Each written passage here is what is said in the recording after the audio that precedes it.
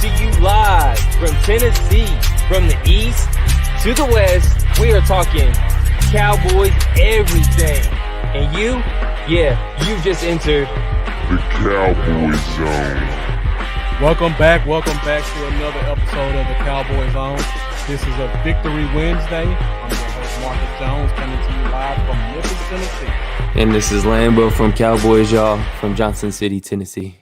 I know you guys haven't heard that voice in quite a while, so welcome back, Lambo. Thank you. Glad to see you here, man. Everybody in Cowboy Zone Nation's been keeping you in their prayers, so we're glad to see you doing a little better. I appreciate those prayers. As y'all can tell, I look like a lot skinnier. COVID's kicked my butt, and now I just got to get rid of this pneumonia in both of my lungs, and I'll be good to go. All right, guys. Thank you for watching tonight. DJ Dog, thank you for tuning in. Definitely appreciate that. Shane Odom, as always, definitely appreciate you tuning in to the Cowboys Zone. I see my guy Mendoza. Thank you for joining us also. And my guy Derek Nelson out of Atlanta. Thank you for joining us as well. You're not going to avoid the Jalen drama just yet, Derek. We got to give our thoughts on it before we do some Giants talk. Danny Hoofer, I hope that's how I pronounce it, or Huffer. Thank you for joining also. And hey, Chris DJ Davis. Yeah, thank you guys. See, we got Lamar in the house as well. Thank you for joining. Definitely appreciate you tuning in. We got a very special guest joining us in about 20 minutes. We have the co-host of Talkin Giants, which is the New York Giants version of Talking Cowboys, Justin Penik. He is he's been on this show before last year. He's just skyrocketing in terms of being a podcaster and his knowledge of the game. I'm a regular follower of his because the content is just that great. We were able to get him for a few minutes tonight. So he's going to give us all the news and notes about the Giants and this upcoming matchup. So guys, if you haven't done so already, make sure you like this. Also, make sure you share it. It's not often that we get to see from the other side of the curtain in terms of what they think about their players and what we think about our players. And we got one of the best. I believe they're the number one Giants podcast in the country. And based off of certain media outlets, they are a top 10 football podcast in the country as well. So we were very fortunate to get him. And we're looking forward to all the information that he provides us. No thigh enemy. Exactly. Appreciate # no thigh enemy. Hoorah, brother. Stone Sour 8, thank you for joining. I know you're here to see Justin, but while you're here, make sure you like. Also, make sure you subscribe. I'm Bluff City Cowboys on YouTube. My co-host Lambo is Cowboys Y'all. So make sure you guys hit those likes, hit those bells, and also make sure that you subscribe. So, Lambo, before we get Justin in here, we had some big news, and normally we talk about the game because it was a Victory Wednesday, but this was a major ball that dropped, and it kind of shook Cowboys Nation because of how surprising it was. So today we're going to go straight to storylines. Storylines. So the major storyline right now is, everybody knows now, Jalen Smith was cut yesterday in a very surprising move to a lot of fans. So, Lambo, just real quick, what are your thoughts about the Jalen cut? Did the cut surprise you in terms of being cut at all or when it was done? The timing was a little strange. Yeah. I mean, from the standpoint of him being cut, that makes sense to me. I thought it should have kind of been done before the season started. But the timing was just a little strange. But, I mean, it does make sense. They obviously see how well these young guys are playing. Exactly. The new additions like Neil, he's been great. Jabril Cox. I'm sure they want to see him on the field more. And it's really just taking snaps away from these guys that I think will be more productive. Exactly. And if he gets injured, you're On the stuck hook. with that 9.2. Yep. So from that perspective, it does make sense. Yep. That money will be needed this coming off season. Right. I mean, And yeah. And this is something I didn't know until the story started to kind of open themselves up. And before we get started, we got Geechee in the building. So Geechee, thank you for joining us. Mark Cantor, thank you for tuning in. I know you're gonna keep us honest. If we say anything wrong or give us some facts we don't know.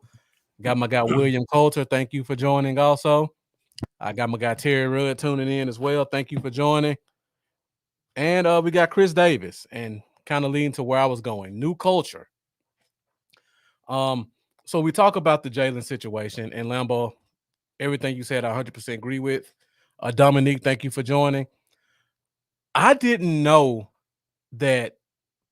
I know his contract was guaranteed last year, but I didn't know the wrist injury is what kind of made it kind of stick, because we were all kind of wondering, like, you draft a linebacker first round, you draft Jabril Cox, you sign Keanu Neal. Why was Jalen still on the team? right. And like William said, he had the offseason surgery on his wrist. His contract was injury guaranteed against injury. So if he's recovering from an injury, they can't cut him. And that just happened to roll into the next guarantee, which says if he's on the team, I believe the 5th day of the league year, then he is his contract is guaranteed. So that was 2020. So now you look at 2021, pretty much the same scenario. If he's on the team the 5th day of the league year, his contract is fully guaranteed, and it's also guaranteed against injury. So let's say scenario, Jalen stays on the team the entire year, and the end of January rolls around, and he says, "You know what? I need to have a surgery to clean up my knee or clean up my That's what I was gonna wrist, say. or just something happens in the season. He sprains something, and it's a 6-week timeline. So the season's over, and he has a 6-week timeline. The new league year starts March 15th. So if that injury happens to linger from the end of January to March 15th, that 9.2 million becomes guaranteed for 2021, and the team is pretty much stuck with for another year with an even bigger cap hit. Yeah, and having guys like Jabril Cox still Yeah. sitting around not getting Exactly. snaps. Yep. And William, just like you said, the way the league works, players are never 100% healthy. So if he really wanted to play that game, there's a surgery he could get. I remember there was a story that Jerome Bettis told a couple years ago. Hall of Famer Jerome Bettis, the year they won the Super Bowl, he said that he was on the verge of getting cut that year, but something happened and he got an injury, and he was able to stick with the team long enough for his contract to be guaranteed, and he became too expensive to cut him. So players do play around with stuff like that. And I know the timing was kind of weird for all of us, but if we look at this chart really quick, talking about production, and we look at Jalen's production so far this year, last year he was a 90+% player. You look at week 1, he played 25% of the snaps. He only accumulated 4 tackles during that time. Week 2, his snap count increased dramatically. That was the week that Micah Parsons had to kind of switch over to defensive end full time that game. And as a result of that, Jalen's tackle count went up. But if you go back and watch the game, if you remember, a lot of that was because that tight end was doing a lot of eating in the secondary, and Jalen was just there to make the plays when he caught the ball. Then you look at week 3. Snap count went up dramatically. Once again, Micah Parsons had to play a lot of defensive end. Snap count 93%, but look at the tackles. 4 tackles. And then you look at this past week, week 4, starting to get a little bit better in terms of our defensive end position. So Micah was able to play a little bit more linebacker. Jalen's numbers go down to 41%. He only has 1 tackle for the full game. You kind of extrapolate that out over the course of a full season, and you got a 75 to 80 tackle Jalen Smith, who is your most expensive linebacker on your team. And with Neil coming back, it's probably a good chance that snap count was going back down to about 25%. Exactly. And Lambo and I talked about this quite a bit during the offseason with Anthony Brown. It doesn't make sense, even if you lose, it doesn't make sense to keep a guy the most expensive guy on your team, and he's not a major contributor. And the Lunatic, thank you for joining. Yeah, for some reason, all the podcasters switched from Tuesday nights to Wednesday nights. Last year, it was only us and I believe the late night hype that came on Wednesdays, and now everybody's on Wednesday. So everybody who's watching, thank you guys for watching. I know there's 100 podcasts going on right now, but we appreciate you guys tuning into the Cowboys Zone. Thanks, the Lunatic. And I see we got Jeff joining us too as well. Thank you for joining.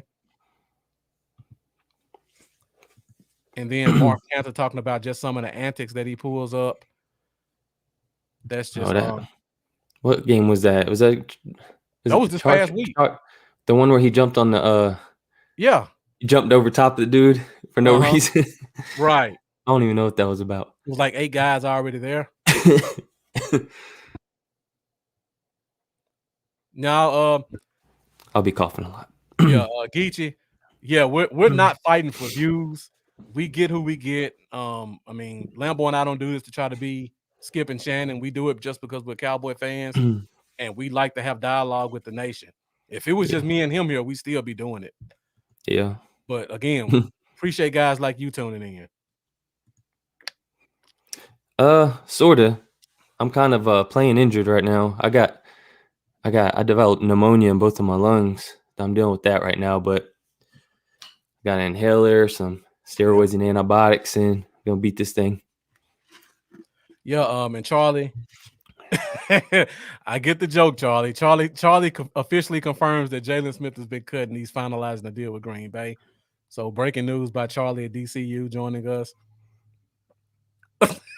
I'm not putting that up there, Dominique, but that is funny. I won't say there's a correlation. Well, yeah, and somebody brought the point about seeing Gifford get more snaps, and also talking about somebody brought up Curse. Jack Meeker brought up Curse. That brings me to another reason I see the cut coming. Yeah. And I kept bringing this up during the season. I kept saying, when you look at Dan Quinn, you have to look at the one of these things is not like the other scenario. And you look at who we brought in. You got Jabril Cox, athletic linebacker, safety background. You got Michael Parsons, the most athletic linebacker in the draft. You got Keanu Neal, safety converted to linebacker. And then you got a guy like a J-Ron Curse, who played a lot of nickel linebacker, nickel corner, wherever he came from. So you got all these guys with the athleticism, and then you have Jalen. It kind of makes you see where they were headed, and this tells me that the coaches in the locker room are starting to get a little bit more power than years past. Yeah. Because I don't care what anybody tells me. If Jason Garrett was here, this move would not be made. The Curse is flying side to side. Yeah. Right now. If Garrett and whoever was here, they would have rolled the dice, kept Jalen here, and saw what happened in the offseason. But to see this move at week 4 tells me Dan Quinn has earned a lot of respect from the front office and how he's developed this defense. And just looking at the defense in general, you look at guys like Chauncey Golston. a guy Yeah. who's just stepped up tremendously with no training camp. Yeah, he's shown up. Yeah. He's caught my He eye. makes Michael Parsons able to go back to linebacker a little bit more full time. Mm-hmm. And then you talk about athletic traits. Hey, the truth is the truth. I mean, it's clear to see when he plants Clear that to foot to see. try to run, man. It takes a minute to get up. Yeah. Defense predicates on speed. Quinn brought in all the guys he likes for speed. It was obvious. Just like he brought in all the defensive linemen he liked with long arms who know how to penetrate. It was obvious. The guys who don't fit that mold got out of here quickly. You saw Antoine Woods was cut quickly. Everybody was surprised by that. Jalen probably got a longer leash because of Jerry Jones and the marketing relationship and the money. But at some point, I feel like there was a power shift. And DJ Dog, yeah. Yeah, $9 It million would have been a gamble. $9 million gamble, but if this was the old regime, there's no doubt in my mind they would have took that risk. Mm-hmm. I mean, we saw them do it with Tyrone Crawford every year. Yeah, for a while. Don't feel a bit too bad for him. He's living good. He'll be all right. He's living real good. Exactly. And Rika, thank you for joining us. I don't know if you know this, but I produce my church's Bible study from 7 to 8:15 every Wednesday. So I go straight from church to here. So unfortunately, I was not able to catch your podcast, but I'll definitely catch the replay. And for all you guys watching, Rika has just started her own podcast under the Dallas Cowboys Uncensored channel. So make sure you guys go over there and check that out with her and Charlie. Yeah, that link profile definitely matters, Geechee. Definitely right about that. And Shane says, yeah, it sends a message to the rest of the team. I think Quinn's been kind of doing that for a while now. When you look at guys like Antoine Woods being cut, you look at young guys who didn't normally get chances to play. Bradley and I starting to get more reps. I'm interested to see what happens with Dorrance Armstrong when he comes back. Wouldn't be shocked to see a move made with him also. With all of the depth that we now have at defensive end. I'm really excited to see how we're going to look after the bye. Yep. I'm still excited about a name that kind of has been lost in the shuffle, Boss Man Fat, and seeing him get on the field too eventually. A guy that I really like coming out of college. Yeah, definitely. And you talk about that. That's another thing. I brought this up with Ed and Eddie last week when they came on the show.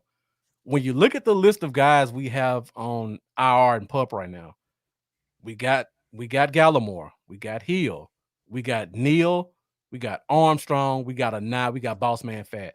That's like 6 guys who are gonna return to this defense who currently are not taking a roster spot. When those guys come back, there has to be moves to be made to put a spot for them. Mm-hmm. And more likely than not, that spot is going to come from the defensive side. So the cuts aren't done, folks. We're going to see some more difficult cuts being made to get the defense to continue to look the way Dan Quinn has molded it so far. He's a little peachish. I got a little more tan than that, slightly. I have lost about 15 pounds, if you can tell, though. Yeah. And Jack Mika, you're on the offensive side. You talk about the tight end also, and the kid from Michigan, Sean McKeon, he should be coming back soon. I think that'll be taken care of from the offensive side and cuts, but on the defensive side, there's going to be a lot of shifts to be made to get some of these guys on the roster. All right, guys. That's pretty much all I had on Jalen. If you guys have anything else to add in the comments, or if you got any questions, let us know. We're going to talk a little bit about last week's game before our special guest joins us in a few minutes. Once again, we got Justin Penik joining us from Talkin Giants. So he's going to give us a lot of information about this upcoming matchup with the Giants. We're going to do a lot of key matchup stuff. I know as Cowboy fans, we kind of get that tunnel vision and we don't really pay attention to our enemies. And conversations like this are really good to kind of let us know what we can expect, because the Giants snuck up on the Saints last week. And as a Cowboys fan, I want to know what happened and how they did it, because that defense looks really good. Yeah. Actually, it was starting Saints defense in fantasy thinking I was going to have a big week. Wasn't expecting that. Yep. Yeah. Definitely talk about our young guys can start leading by example. I keep hearing people talk about this whole chemistry thing. And when I look at the roster, if you look at the front four, who's really on the front four that you can say was just there with Jalen? I mean, if you consider Golston a starter, he wasn't even in training camp. Yeah. Osa's a rookie. Mm-hmm. Watkins and Urban are free agents. Mm-hmm. Randy Gregory's been there for 7 years, but he's only really been here for 1.5. Yeah. So where's all this chemistry and camaraderie that we keep hearing? And then you go to linebacker. Okay, you got Van Der Esch, That's but about then it. you got Neal, you got Cox, you got Parsons. All these are new guys. And then you go to the secondary. I mean, Diggs has been there for a year. You got Brown, but I mean, Jalen shoves him out of the way for a photo op. Good point, Lebo. And basically both of our safeties are free agents too. So I don't get the team is gonna fall apart because Jalen is gone situation. No. Yeah, Jack Mika says our linebackers won't get put out of position on Barkley's cutbacks. Good question by William Coulter. Does he have to pass waivers? No, Jalen is a vested veteran. Once I believe it's 4 years accrued in the NFL. You don't have to pass waivers. You just immediately become a free agent. And the Lunatic says we only have 3 guys left from that 2016 draft. I believe by next year to be down to 2, but that's a discussion for the offseason. William Coulter, another good question. He says if whatever team signs him to that new money, it comes off of what we owe Jalen. Basically, there's an offset. There's offset language in Jalen's contract. His salary is guaranteed by Dallas. So if Jalen doesn't suit up for a team this year, Dallas still owes him $7.2 million. So he could really, if he was the type of guy, he could really go home, kick his feet up, and collect a paycheck. If another team were to sign him, whatever contract they sign him for, they would be responsible for that amount, and Dallas would not have to pay him. So that's how that works, William. It's basic offset language in his contract. And I keep hearing people say, well, if this team signs him to $2 million or $3 million, nobody's doing that. There's no reason for them to do it because Jalen's getting $7 million no matter what. So there's no reason for a team to sign him for 3 because they know if they sign him for 1, Dallas still has to pay him 6. The only way he would really profit from another team is if they paid him more than 7.2. So it's either more than 7.2 or league minimum. Terry, Daniel Jones is definitely playing out of his mind. He looks really good in that offense. I've watched a couple of games. Initially, the first game I watched was against Washington, and that's just one of those division matchups. Some guys match up better with other guys. Daniel Jones has always looked good against Washington. I said, okay, this is a typical Daniel Jones versus Washington game. But then I watch him against the Saints, and I'm seeing an explosive offense. And it really opened my eyes up, and I really wanted to make sure I reached out to Justin Penik because I knew he would give us a lot more details about what we saw in that Saints game and what we can expect to see against the Cowboys this week. Kadarius Toney is going to be someone to look out for. He definitely is, and we're going to ask about that as well. Mm-hmm. And yeah, there were a lot of great interviews today. Parsons did say the reason they picked him is because they're fixing the defense.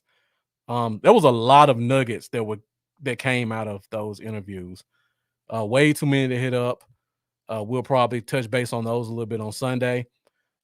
See, we got our special guest waiting, so I'll go through these comments and then we'll bring Justin in to talk some Cowboys and Giants football. Geechee, safety room. Yes, you guys know how I felt about J-Ron Curse.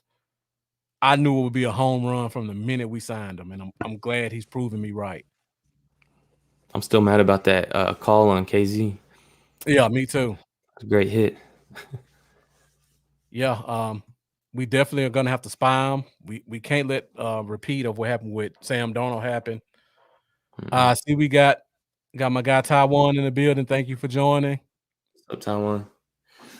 Keith M says that they say more about the Giants offense or Atlanta's defense. It's been more than Atlanta, Keith. I mean, they did it against Washington. They did it against the Saints. The offense has looked a lot more explosive lately, especially when you look at Golladay finally looking like he's getting a little bit more comfortable in the system. Terry lists off a bunch of those guys listed in the skill positions. I'm wondering how many of those guys are actually playing, because I know Slayton and Shepard are always dealing with injuries, and as well as Ingram. So we're gonna touch base on a couple of these guys pretty quickly as well. Geechee says Cowboys O-line is gonna dominate the Giants front seven. They got some big boys on their front seven. Now, I'm interested about the linebacker position, because I'm not a fan of their linebacker group, especially since Blake Martinez is out. But Austin Johnson, Dexter Lawrence, Clemson alumni, and Leonard, what's his last name? How'd I just go blank? Kid from USC for the Giants. Leonard Williams. Thank you, Geechee. Yeah. Yeah. I'm bringing you in a minute, Justin. I'm sorry. We're already doing Giants talk. Let me get you in here. All right, guys. So we got a special guest joining us. See if I can get this right the first time.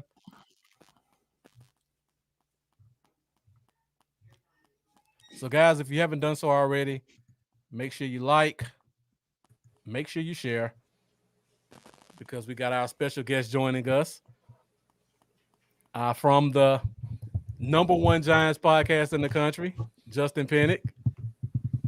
What's going on, fellas? I was like, pick on me. I know the answer. I know who the Giants defensive lineman is with the first name Leonard. His last name's Williams. How's it going, fellas? Man, thank you for Lambo, joining. it's great to hear from you guys. I'm so glad you messaged me, and we're playing this week. It's an intense game. I think it's a little bit more intense for the Giants because Cowboys are off to a really good start, and the Giants have had some close games, and they've lost more of those close games than they've won. And we finally got the monkey off our back this past Sunday. So I think it's a little bit more intense for Giants fans because we're more of a dire situation. Yeah. Whereas Dallas is off to kind of a pretty smooth start. And your only losses to, the Tampa Bay defending Super Bowl champions. So I'm happy to join you. I'm happy to talk some Giants and talk some Cowboys, because I actually have some questions for you in terms of how are both of these teams going to match up with each other. So I'm excited to join you guys. Great to have you, man. Yeah, man. Thank you. Lambo and I have both been following you since last year when you came on the show. Congratulations on your growth. Like, to see where you started and now see you with Talkin Giants with Bobby Skinner, it's amazing. And you do this full time, right? This is how you make a living.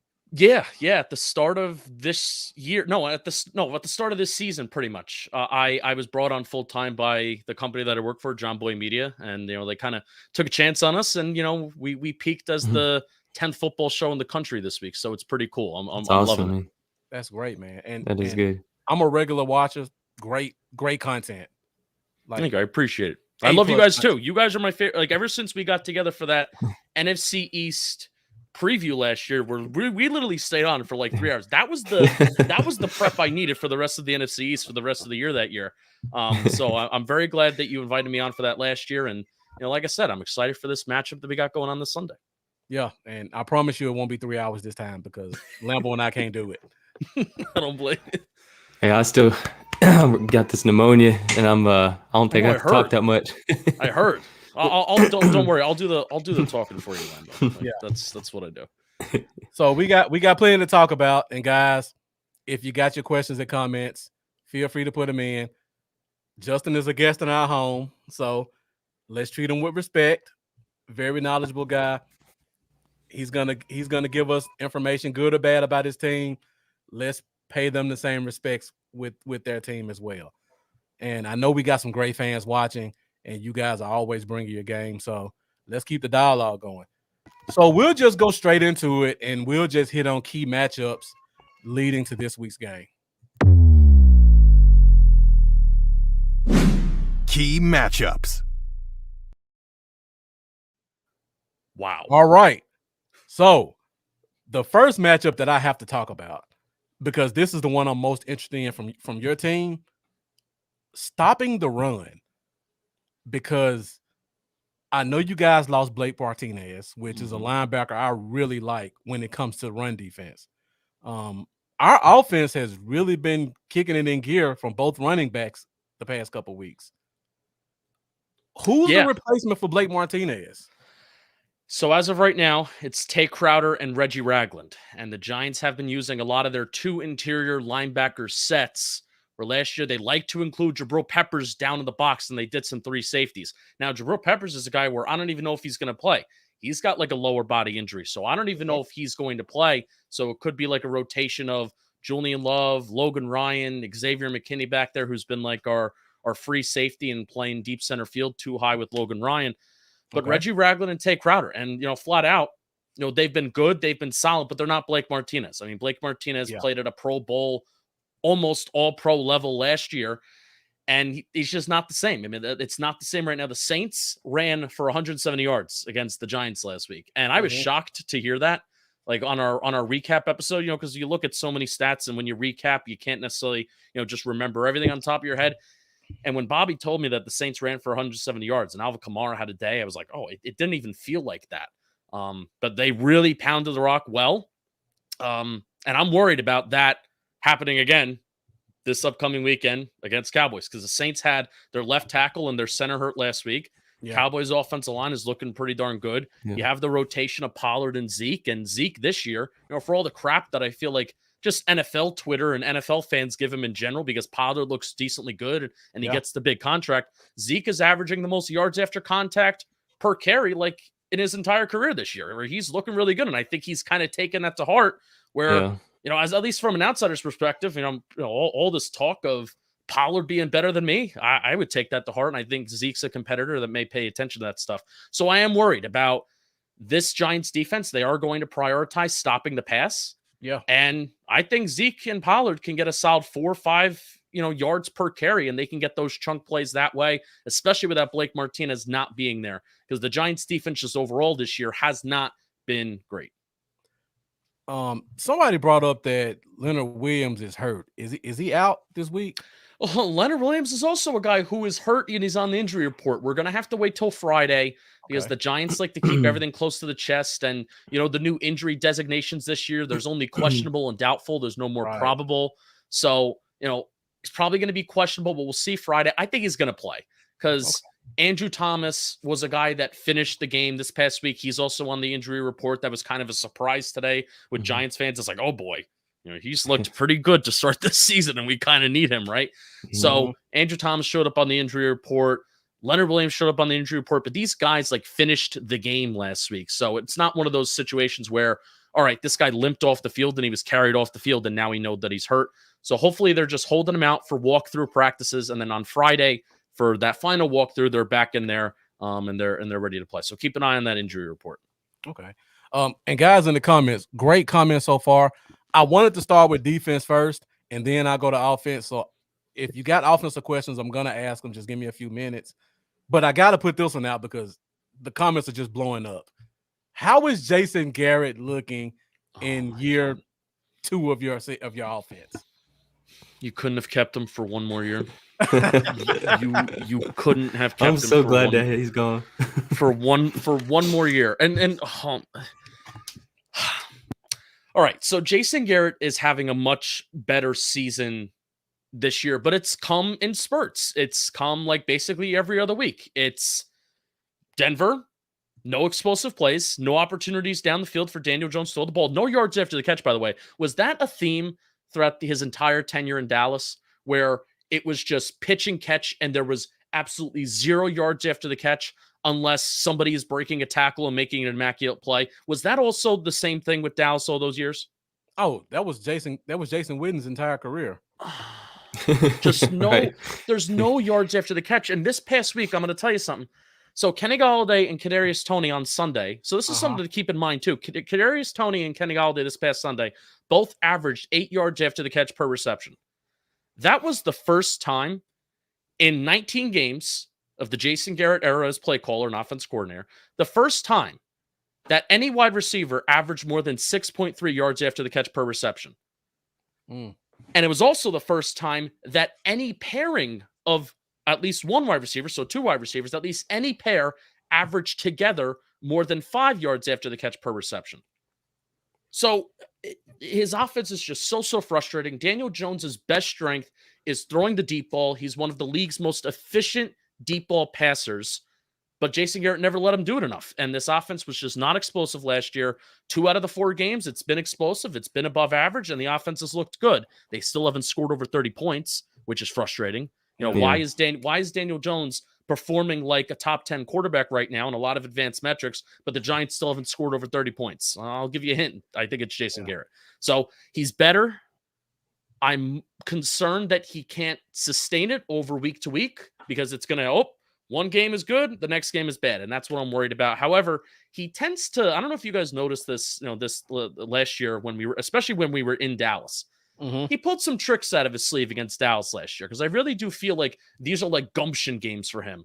Like he has something to prove against Dallas, whereas other games it's like, I'm just going to call my boring bland offense. So we'll see. I know one thing. Kadarius Toney scares me. One guy called him Captain Curl Rod in the comments. We know it. We've learned it. All of you were preaching it for a decade, and unfortunately, Giants fans are learning with it. And thankfully, this year it's not leading to the demise of Daniel Jones. But last year, he was certainly on track for it. Quick question: did Kadarius Toney choose 89, or was that pretty much given to him? Because that does not look like a Kadarius Toney number, and it kind of drives me nuts. You know what? You're so right, and that was a conversation throughout the summer. A lot of single-digit numbers for the Giants are retired. Number 3 is taken by Sterling Shepard. Number 9 is taken by Graham Gano. And I think every other single-digit number by the Giants is retired. And he was number 1 in college. So I was hoping his freshman year, I think he was 17, and Plax was 17. I was hoping he would take that. I thought that would look pretty dope. But 89, he's sporting it. He's doing it. The little Mark Bavaro number. Of that 1 through 19 range would have been great on him. Yeah. 89 is like a tight end number, or like a big possession wide receiver. But I like it. He's wearing it well. Yeah. All right. Let me get back to the defense really quick because somebody asked a question. Well, I'll just go to my question and I'll put his in the comments. So teams the past couple of weeks have kind of found our weakness on our offensive line. And it's been lining up your big guy head up with Tyler Biadasz because he's still a young guy, still kind of struggling against strength and good technique. So I know you got 3 big boys on your front 7 with Leonard Williams, Austin Johnson, and Dexter Lawrence. Who's going to be the guy that lines up head up with Tyler Biadasz? On running downs, it's going to be a rotation of Austin Johnson and Danny Shelton. Shelton. I didn't even know you guys had Danny Shelton. Yeah, and you know what? He's been so bad. So this is a big game for Tyler Biadasz. Where is it, Biadasz or Biadasz? I always thought it was Biadasz. Badass. That's good. I always called him beat Tyler that ass. Tyler Badass. Yeah, Tyler Badass beat that ass. Biadasz. When he was when we were previewing him out of Wisconsin. So yeah, Tyler Biadasz.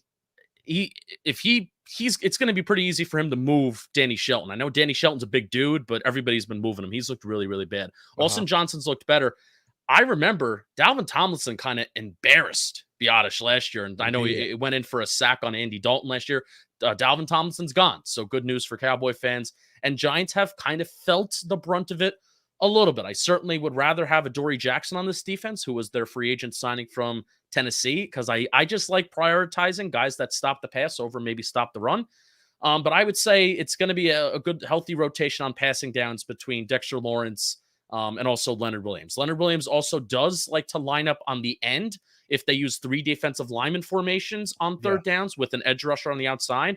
So he may not be lining over the center and the guard all that often on passing downs, but definitely rushing downs. Expect for Leonard Williams to be inside. Passing downs, expect Dexter Lawrence to be right over getting in on that center and guard. And, Dexter Lawrence, all these guys, like the Giants are the worst pass rushing team in the National Football League. And I know Dak's been prioritizing the intermediate part of the game very, very well. I don't know how long he's held onto the ball this year, where that's a next gen stat. I think it's the lowest of his career. Lowest of his career. I mean, that makes sense because that's when you're prioritizing kind of throwing in that intermediate part of the field, 5 to 15 yards, 5 to 10 yards. That's where Dak's been living, and that's where he's been living and dying. It's been really working. Giants are last in the league in QB hits. They're 28th in the league in pressure percentage. They're 30th in the league in sacks. So I'm not expecting this to be the big turnaround game for the Giants pass rush and this defense overall. I am very, very concerned that Cowboys are going to put up, 33, 35 plus. And our offense is going to have to keep up with that, which I'm not convinced that they can. You mentioned Adoree Jackson. You wish you had him. Is he hurt or are they letting Darnay Holmes start over him? Darnay Holmes was kind of benched. Darnay Holmes, was Rodarius Williams starting? Rodarius Williams is like our starting slot corner right now because Patrick Graham wants to play more of a man coverage system, and Darnay Holmes just doesn't have that physicality. I mean, they ran a lot of cover 3 last year. Patrick Graham did, and Darnay Holmes, you could survive with Darnay Holmes as your slot corner in a cover 3 system where he's not expected to, be physical with the guy at the line of scrimmage, where guys, they could just moss him all day. Just put your biggest wide receiver in the slot, and then that's, that's how you beat Darnay Holmes. So Rodarius Williams was more of a press man corner coming out of college. So Adoree is fine. I think Adoree's going to be fine. He's going to play. So the 3 corners that you're going to see in nickel this Sunday are going to be Rodarius in the slot, and then Adoree Jackson on the outside, James Bradbury also on the outside. I'm going to be interested to see, though, will the Giants change how they line up their corners? Because CD Lamb is is basically the Cowboys' best wide receiver. So I would love, Adoree Jackson has some experience covering Tyreek Hill when he was with Tennessee. I would love if Adoree can go to the slot, Rodarius goes to the outside because he was an outside corner in college. Maybe he can get Cedric Wilson, and then James Bradbury can get Amari Cooper, and then that is the lineup. That's my hope, but we shall see. For you guys that don't know, Rodarius Williams, cornerback from Oklahoma State, brother of Greedy Williams. Older brother, by the way. Older brother. He's like Greedy was drafted in 2019, and Rodarius is older than him. It's a fun little fact. I think Rodarius is like 26 as a rookie, if I'm not mistaken. But I thought that was interesting. So you talk about the scheme that you guys run. You're running more man. I noticed that a lot last week. So I also noticed when you guys play more zone, you still allow Bradbury to kind of play a man and then the rest of the coverage rolls. So does Bradbury follow a guy, or does he just kind of stay in one spot, kind of like what a Richard Sherman used to do? Last year, he really followed guys. This year, I think they're a lot more flexible because they have Adoree Jackson, where, it's like, hey, if James Bradbury is covering CD for one play, I think that's fine. If Adoree's covering CD or Amari, I'm kind of fine with the two. In theory, it's the cornerbacks that should allow the Giants to do more things defensively. I mean, they are 9th in the league in blitz rate, which that is more than what they were doing last year. Patrick Graham was very, very blitz heavy in Miami. He went away from it last year, kind of got middle of the pack. He was also very man coverage heavy when he was in Miami, the defensive coordinator over there.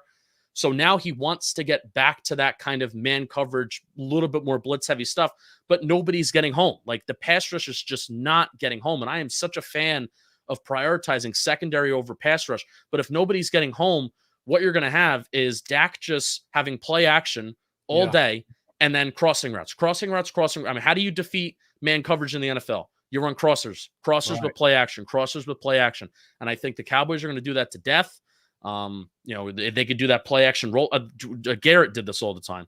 That play action rollout where you have options, right? You have Dak can tuck it and run it. You have a tight end that's the first read. You have a crosser that's running right behind the tight end, right? So it's all those options, and I feel like the Giants, they could get killed by that, especially if they don't have anybody that's pursuing the quarterback, pushing him out of bounds, getting any kind of pressure on him.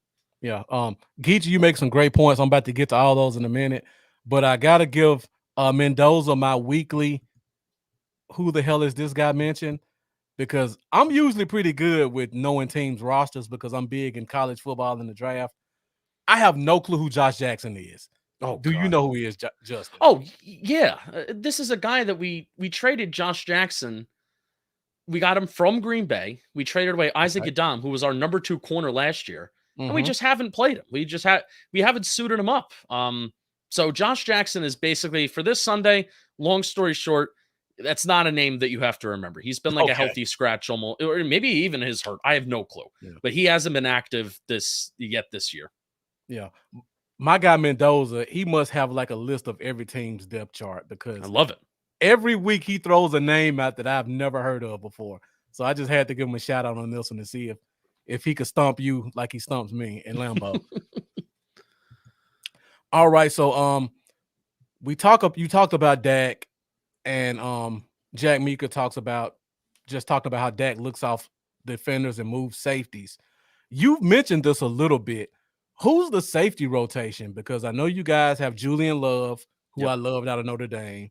You still have McKinney. Lambeau loved him coming out of Bama. And then you got Peppers, and you got Logan Ryan as well. So who's kind of playing free, strong, and how's that rotation going? They've really reduced Pepper's snap count this year. And they've given McKinney a lot of snaps because they've been playing too high, where last year the Giants didn't really do a lot of too high. I mean, they would rotate guys up, after the snap, but, pre-snap, a lot of single high stuff, and Peppers would be in the box. And they've reduced Pepper's snap count because they've been doing Logan Ryan and Xavier McKinney as the 2 main safeties that are too high. And that really, frankly, hasn't really been working. Logan Ryan was one of the top safeties in the National Football League in pass deflections. Jabril Peppers led the league among strong safeties in pass deflections. And it all resulted in also James Bradbury also being second in the league in pass deflections. That's not happening this year. That's just not happening. We're allowing quarterbacks through the first 4 weeks of the year to complete 75% of our passes. So the main 2 safeties are Xavier McKinney, Logan Ryan. Logan Ryan also likes to do that thing. So, if Dak Prescott likes to manipulate safeties with his eyes, Logan Ryan also likes to do that same thing with quarterbacks, where kind of thinking he's going to do one thing pre-snap, disguising something, and then boom, going to another thing. So Logan Ryan has kind of made his career off of that. And, this is really only Logan Ryan's second year playing safety. He converted to safety last year, did a good job. He's had a really good year this year. He's just got to convert some of those interceptions. He's had some interceptions in his hands and he's dropped them. But Logan Ryan's been good, but Xavier McKinney's been bad. I mean, if there's a guy you want to target, deep down the field, it's so strange because at Alabama, I know he split a lot of time between free safety, strong safety, and then like box safety, but he just looked so much better at Alabama being a strong safety who moved forward and laterally and side to side. And especially in the run game as well, when he was moving forward, when he was playing in the box, and he did free safety kind of moving backwards and playing that like half the field. And the Giants have asked him to play like half the field. And it's a tough position. I think free safety and playing that deep half safety, that's one of the toughest positions to play in the National Football League. So he's getting there. This is basically his rookie year, so I'm willing to give him time, but he's been struggling. So if that's somebody that, if I'm Dallas, I'm targeting him wherever he is. I'm going him. I'm going to target him. If there's man coverage one-on-one and McKinney's on that side, I'm willing to target somebody deep because I'm not confident that McKinney can get over there and make a play on the football. Yeah. And that kind of leads into my next question, talking about safeties. Looking at our 2 tight ends, our tight ends have really been kind of killing it in the seams, using Dak's manipulation of the safeties to get them open. How is your team been kind of doing with tight ends this year in terms, we talked about safety coverage. How about linebacker coverage? Because we talked about them against the run. I can only imagine with Reggie Ragland as your linebacker, what you're going to say. Do you want to hear a fun fact? Okay. Who's your backup tight end? That's to be debated Some people will say it's Jarwin. Some people will say it's Schultz. Yeah. We don't really know which one is the It's a backup mixed right bag. now. I'd Well- put Schultz over him a little bit. He had 8 targets last week, by the way, too, which is So you know what? I don't. Whoever your tight end number 2 is, and if you're a Dallas fan, you think it's Schultz and you think it's Jarwin. Think of whoever tight end number 2 is in your brain, and then go to DraftKings and bet all the money in the world that they're going to catch a touchdown pass. The Giants have allowed a touchdown pass to every single backup tight end so far this season through 4 games. And that is a true fact and a true stat. That is bizarre, but they have. All right, guys, for all you fantasy gamblers, we got it straight from a Giants expert. Whoever you consider the number 2 tight end, make sure he's in your lineup this week. Blake Jarwin put a played little about 54% of the snap count last week to Schultz playing 79% of the snap count last week. Guess what? Blake Jarwin, put it in the bank. He's going to catch a touchdown pass this weekend. Yeah, okay. And we've been running a whole lot of 12 personnel this year too. So have the we're gonna Giants. see- Giants too, yeah. Yeah. And Keith M, Blake eats in the 2 high. We all remember what last year's game we had 3 touchdowns. So he's kind of been a bit of a giant killer. Mhm. DJ Dog just said that as well. And he talked about we all know who Logan Ryan is because that was someone we had a lot of discussions about on All Cowboys podcast about having him on this team. Oh, anytime I have to say, so this is where my anti-Cowboy bias comes in. Anytime somebody like big gets cut that's like a defensive player, he's going to be a Cowboy. Right. I love like Earl. Remember Earl Tom's supposed to be a Cowboy for years, and I love it. So that's it. That's my Gilmore was supposed to Stephon be Gilmore was the talk of today. Oh yeah, that's right. Anytime a big defensive player gets cut, going to Dallas. Yep. Shout I think a lot of that is Spoonie. I feel like a lot of that is those media. It is the national big media, big 'cause, media yeah, out there. They're yeah. like, oh, this will latch on. Yeah, the big media. Yeah, because everybody likes to talk about the Cowboys. Yeah, absolutely. Yeah. We don't like to talk about this on DJ Dog. But yeah, Logan Ryan was the one who tackled Dak last year. Oh, that's right. Oh, Oh yeah. we don't want to remember that. Damn you, So Logan. my guy Mendoza, before we move on to the Giants offense, my guy Mendoza tried to get me with this one, but I actually know who Quincy Roche is, defensive end from Miami. How have you guys been using him? Has he been more of a situational nickel pass rusher in, or are they actually playing him as an outside linebacker? They're rarely even using him. And they should use him because O'Shane Zimenez has 1 pressure on the season, doesn't have a single QB hit, doesn't have a single sack. I mean, O'Shane Zimenez is a former, 3rd round, 4th round pick for Dave Gettleman in 2019. And yeah, I know he was hurt for the majority of last year, but I mean, dude, this is your 3rd year. This is your 3rd year. You can't be, I know you're the number 3 edge rusher, and the Giants do like to rotate their edge rushers in and out, but you can't be number 3 and getting kind of like substantial opportunities to rush the passer and only have 1 pressure through 4 games. So I hope they get Quincy Roche in there because this is a guy that was kind of projected to be like a 4th rounder, and he wasn't taken until the 6th round. And I think one of the main reasons why he was cut from Pittsburgh is not necessarily because he was a bad player, but because, I mean, they have a great defense and their depth chart is like insane over there. And the Giants did a good job claiming him. So I hope he gets out there and he plays a little bit, but he's really been a non-factor because he hasn't really played. So maybe we'll see him this weekend against Dallas. So before we move on, we pretty much touched every position. I have to ask about Azeez Ojulari. Where are you guys using him? Is he a starting 3-4 outside linebacker? Yep. Or is he kind of a rotation guy as well? Yeah, he's pretty much starting. Lorenzo Carter gets more snaps, but Azeez is leading the team in sacks. He has 3. Not surprising. No, it's not. It's not very surprising. I low-key would like to see Leonard Williams up there with him too. Yeah, but that's another story for another day. Right. But Azeez at the first 3 games of the season had a sack in each game, and 2 of them were legit. One of them was like a coverage sack, but I hate kind of downplaying coverage sacks because it's part of the game. Somebody's got to get home. But 2 of them were legit, where they were good moves, good pass rushing moves. It's got at least 6 pressures. Only problem is that still 3 QB hits. So I'm a guy that likes to see, even if you're like good, I'm glad you're getting home for those sacks, but I also want to see consistent pressure on the quarterback where I want to see those QB hits sometimes double those sacks. If you have 10 sacks, give me at least 20 QB hits. So he's got to get a little bit more consistent pressure on the quarterback, but that's a team problem. So hopefully Aziz can get home this past week and get to Dak a little bit. Yeah. Now, wasn't Aziz the end who didn't have a sack in college? Is that the right one I'm thinking about? Or am I thinking No. He I think he led the SEC in sacks. I'm getting him last confused year. with another guy with a name like that. That's okay. I think it was a kid out of Georgia. Now I got to look it up. There was a high-ranked defensive end who didn't have a career sack, and I remember he went high. What's the kid's name from Georgia? Anybody? I know Mendoza probably tell me in the comments. Mendoza, come through, Mendoza. We need you. We need you. Yes, and Aiden just said that he forces fumbles as well. Yeah, he forced 4 fumbles in the SEC in 2020, and he also did force a fumble this year as well against Matt Ryan. It was a big forced fumble. So yeah, good catch. Okay, so William Coulter asked the question, what are your thoughts on Joe Judge? I know that's a very that one can have a very broad and long answer, but whatever you want to give us about your thoughts on him. Oh boy, how the tides have changed on Joe Judge. We're heading into this year. He was the savior, and now there are major question marks. And frankly, what it comes down to is we gotta win games, right? The Giants have spent like the second most money this offseason free agency, like behind the Patriots.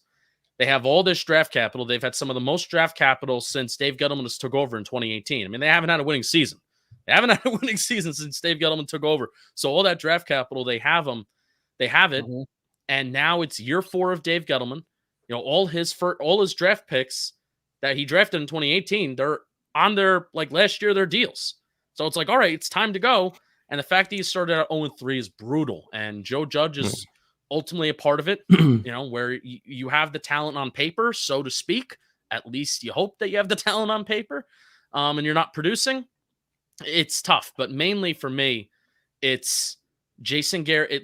We have to associate the conservative offense with Joe Judge. Like, you know, Jason Garrett does get the blame, but Joe Judge should have fired Jason Garrett in January.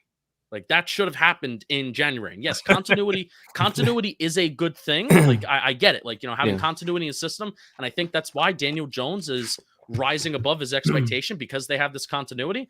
But I just don't know if this offense can sustain success in the way they do things unless they radically change their overall philosophy of things. And that is kind of prioritizing explosive plays and letting Daniel Jones cook. I kind of hate to say it, but let Danny dime, as some Giants fans have said. So it's Joe Judge's association with the conservative offense that doesn't score points. Or even though, you know, I've talked glowingly about the offense a little bit. We'll talk about it too. Jones has had a good start. They're still 20th in the league in points per game. Like, you know, they're like top 5, top 10 in yards per game. They're top 5 in time of possession per drive, but they're 20th in points per game. So they still can't score points, but they can move the ball, but it doesn't matter. Welcome to the Jason Garrett offense. Oh my You're preaching to the choir. It's just so frustrating, and Joe Judge is part of it. And also, Joe Judge's fourth down decision-making has been abysmal this year, where they've kind of costed themselves points by not going for it on to-go situations on 4th and short on the plus side of the 50-yard line, by punting or not attempting a field goal or kicking a field goal just flat out. And then, you know, we had a situation last week where Graham Gano missed a field goal on like a 4th and 1 from like the New Orleans 39. And it's like, well, you know, that's tough. So points are coming off the board because this offense isn't aggressive enough in their play calling. And it's also not aggressive enough in to-go situations. So I'm hoping that it's been 4 weeks of Joe Judge hopefully self-evaluating that he has to change. And maybe they're a little bit more aggressive this week, or Joe Judge is just putting a flag in the ground where he's not going to go for anything. So I expect either end of the spectrum if you're a Cowboy fan this weekend. There were a bunch of these types of comments in there, but we all know Jason Garrett is kind of known for sabotaging a coach to get that job. We've seen it firsthand. And I think John Mara loves Jason Garrett, unfortunately. So. Oh, yeah. Definitely. So, it's been a lot of comments like this, just Wade Phillips all over again, get the coach fired, get a spot. Yeah. You know what's funny? So this is what's funny about, like, let's just say I don't think Judge would ever get fired during the regular season. But if he did, Jason Garrett is not the assistant coach. It's Patrick Graham.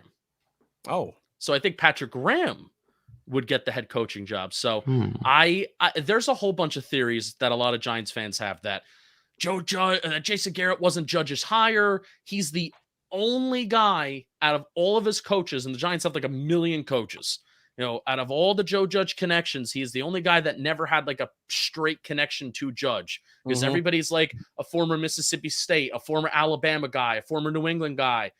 All of these connections that Joe Judge has, like a former SEC guy, all these connections that Joe Judge has kind of built throughout his kind of somewhat short coaching career, they're here. And Jason Garrett is like the only one. And it was also Mark Colombo last year before he called Judge a "see you next Tuesday" and almost punched him in the face. That was fun last year. All right, guys, let's move on to the offense. We're at 1 hour, so we'll try to get out here pretty quick. I don't care. I love this. All right, so let's move to the offense, and we'll go back to some of the questions from the top. First off, we'll start with one of our major key matchups from our defensive side, and that's Andrew Thomas versus Randy Gregory. Yeah. So Andrew Thomas, former first-round pick last year, kind of struggled a little bit last year, but the little bit I've seen of him this year looks like he's really improved. So how is he rounding out so far? He has been a rock. He has been a joy to watch. He hasn't allowed a single sack. He's only allowed 1 QB hit and 6 pressures, according to PFF. And PFF likes to overestimate pressures. They're known for like, hey, did this guy really have this many pressures when the quarterback only threw the ball like 30 times? So they like to overestimate pressures. So he was only allowed 6 this year. And at this point last year, he allowed 19 already. So wow. Something to keep an eye on with him is that whatever foot injury that he has dealing with, but also he played somewhat well towards the second half of last year with an ankle injury. So the dude has kind of played through it before. He really did improve from the first half of last year towards the second half, but he's taken that good second half that he had in 2020, and he's really stepping it up. And really what you're seeing with this Giants offense, along with Daniel Jones taking steps up and manipulating the pocket better, but you're seeing why left tackle is the second most important position in the game of football. And you saw it in Tyrone Smith's heyday. Definitely. When you have that left tackle that can clamp down and you don't have to worry about that quarterback's blind side, it just makes the entire unit so much better. I mean, Andrew Thomas has already played with 3 left guards so far this year. He's already played with 3 left guards. The Giants, Nick Gates, their center, he's out for the year. There's Billy Price in there, who was on the Bengals scrap heap, who he traded BJ Hill for. He's a former first-round pick who has looked, Will Hernandez, 2018 second-round pick. He's looked okay. I think being next to Nate Solder does not help. But Nate Solder, who we're going to talk about when we talk about, Parsons and whoever. That was my next question, so just lead into it. Yeah, so Thomas has looked really good. And I love Randy Gregory. He's got a lot of chances, and there's a reason why he's got a lot of chances, because he's a very talented player. But he was my guy. I'm a big Nebraska guy. And he was my guy at Nebraska. He was the most talented defensive player outside of Ndamukong Suh that I saw at Nebraska. So, but I really do. I expect Andrew Thomas, if his foot's all right, I expect him to clamp down Randy Gregory.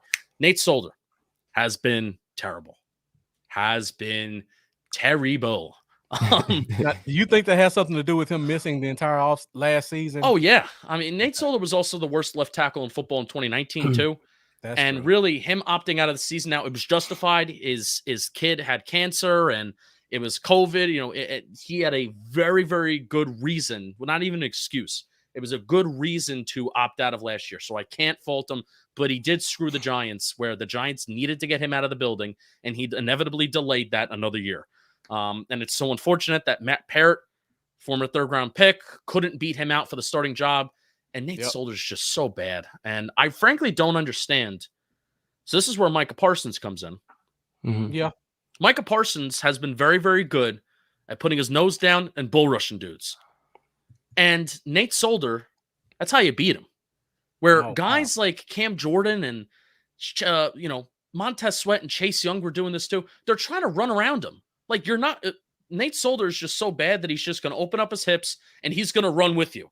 He's not even going to kick step. He's just going to run with you, push him to the outside, and then Jones is going to step up into the pocket. That's how he's not going to. Solder's not going to block you, but Solder has been such a disaster, and he's such a disaster so quick off the line that guys just try to run around him, and then they wound up running out too wide. So then Jones just steps up into the pocket. So Solder has been a manageable disaster, whereas left tackle, you can't manage that. If guys are running around you on the left side, you're done. There's only very few quarterbacks in the National Football League that can feel that. Like Rodgers feels that. Daniel Jones doesn't feel that. Right. So Parsons, if Parsons is gonna be lining up over the edge, which I'm kind of excited that Jalen Smith was cut. Mm-hmm. So then it kind of looks like Parsons is going to be moving back to middle interior linebacker because Parsons was going to kick Nate Solder's ass if he just bull rushed him. If he just put his head down and he bull rushed him, because Nate Solder taking that year off, he's weaker. He was never athletic. He's just a shell of himself, and himself was never a good tackle to begin with. So that's the matchup. Whoever Nate Solder versus whoever. Right. That's what I'm looking out for. Yeah. And just to give you some insight on our team, like you talked about, Jalen's gone, so that opens up a lot of snaps inside at linebacker. Last week, Micah Parsons played 97% of the snaps, and he played, I believe, 80% of those snaps at linebacker. He only went to defensive end when we got into our version of the NASCAR package that you guys used to run with the Giants. That makes me happy as a Giants fan hearing that, by the way, because Parsons has been he's been really, really good at edge. It's one of those draft talking points. Man. It's one of those draft talking points where, like all those draft pundits that say, you know what, Micah Parsons, he may be a better edge rusher than linebacker. And you're looking at those people like, what are you talking about? But it's like, no, like that may be kind of right. So we'll see how he does. Yeah. And Jack Mika saying Neil is back. Micah actually filled in more at Mike linebacker than Will, just because Jalen played so little last week, and now Jalen's gone. So our middle linebacker rotation is pretty much LVE and Micah, with Neil and probably Micah, whoever filling in at Will. So I wouldn't be shocked to see more of the same. If we get in an obvious passing situation, we may see the 4 defensive end group come out. But other than that, I think you're going to see a lot of a lot of Micah inside. And that kind of brings me to my next point. Somebody brought up inside pressure and talking about Osa. So you mentioned this a little bit. There's been nice. There's been a bit of a carousel inside your offensive line. Yep. I believe both of your starting centers have gone to IR, if I'm not mistaken. Yeah, so Nick Gates had a very bad, injury on national television against the Washington football team. I like to call them the Washington Football Club because then they sound like a soccer team. So I call them the Washington Football Club. So Nick Gates is out for the year, and Shane Lemieux is out for the year. Yeah. Shane Lemieux, so Ben Bredesen took the spot of Shane Lemieux, former Ravens guard and Michigan guard. Ben Bredesen has a hand injury, so now we have Matt Skora, who I will say Matt Skora looked pretty decent last week against Saints, and Saints have very good defense. They have pretty good defensive line. I was very, very happy with what I saw from Skora. He's not going to bully a center though. Yes, that's the funny part. And he's playing left guard, right? Yeah, he's playing left guard. We took him off of the Ravens practice squad. He was on our practice squad, and then he eventually was elevated not just to a depth player, but to a starter because we had no choice because Bredesen was hurt. So he actually played well as a left guard, and he started right guard for an entire season for a decent amount at some time in his career, but never left guard. So, I mean, he had experience at guard. Didn't bully anybody, but he was solid and he was steady. Didn't make any big mistakes. Billy Price is going to be the guy that's going to make some big mistakes at center, where he's athletic, but it's the mental part of that game where he's still kind of lacking former first round pick. So I'm somewhat confident in this offensive line as a pass blocking unit. Run blocking is a different story. They just have not been able to get any kind of running game going with Saquon Barkley on a consistent basis. Daniel Jones has more rushing yards per game by a half a yard, 47, than Saquon Barkley, who has 46.5 per game. Yeah. So I'm confident in the offense line as a pass protection unit, especially if Andrew Thomas is clamping it down on his side. So somebody asked the question, Geechee, and Geechee, Golston. all you other guys keep bringing these great questions. Yeah, Osa versus Price. I don't know if you're familiar with our draft picks, but we have 2 guys on the defensive line that have really stepped up for us this year. Diggy Zua. Also, Diggy Zua has been a monster at the 3 tech, wherever they play him at. Do you know that there's a fun link between Yeah, the I do. Owa Odigizua, former Giant great that never did anything. I'm pretty sure Osa already has more career sacks than his brother Owa Odigizua. So Yeah. Both of them came from UCLA, I believe. yes. I believe his brother was a first-round pick or early second. I don't. He was Okay. wherever he was drafted. He was drafted too high. Yeah. I'll tell you that. I remember the name because I follow UCLA, but yeah. But that kid has been a monster inside for us. Terrific, yeah. And we also have a kid named Chauncey Golston, who we got out of Iowa. He had no offseason. He was injured the whole offseason. They didn't put him on IR because they felt like he could come back and contribute. He missed the first 2 weeks. His first game, he came in. He played 60% of the snaps. He had like 3 or 4 pressures and 5 solo tackles, which, in my opinion, is ridiculous for a guy who had no offseason. Yeah. He followed up last week, and he played 49%. He played another 50% of the snaps. Had a half sack, probably four more tackles. So 5 tackles. 5 tackles. So young guy, no offseason. They're really bringing it for us. So that's probably more of who Nate Solder's going to see this week would be Golston and Basham, who's a free agent we got from the Jets, who's also been playing solid, but Golston's just really opened our eyes. Yep. So that's the key, though. I mean, just bull rush Nate Solder, because if you try to run around him, Jones is going to step up in the pocket. I mean, that kind of combo has been doing. They've also been chipping Solder a lot too. I mean, Kyle Rudolph, our $10 million backup tight end, has been like chipping and being used as a pass blocker. Gotta love that move. That's great. Right. Not like Caden Smith can't do that for the cheap money that he's making. Giants have been doing a lot of this max, so this is something to keep an eye on. Jason Garrett's system may be familiar with this and may sound familiar, but Giants have kind of found something where they struggled with it last year, but they're doing this max protect 2-man route thing where their tight ends are like staying in to block. Like, let's just say it's 12 personnel, play action, tight ends stay in to block. And Kenny Galladay and whoever else is out there, Sterling Shepard, Kadarius Toney, Darius Slayton, they're running a 2-man route, and Daniel Jones is able to hold on to the ball because you have 7 guys in blocking. 7 guys. He's able to hold on to the ball, and he delivers it. So that's kind of, it's old school. That's like a very old school thing, but it's been working. So I don't know if that sounds familiar, but that's something that's been a staple of our offense this year. Do us a favor and throw to Trayvon Diggs. Yeah, we'll you want that to happen. Yeah. We'll get to that in a minute. Somebody asked a great question. I believe I don't see your question, Geechee, but he asked, "Do you think for us would it be better to try to pressure with our 4 or bring some blitzes?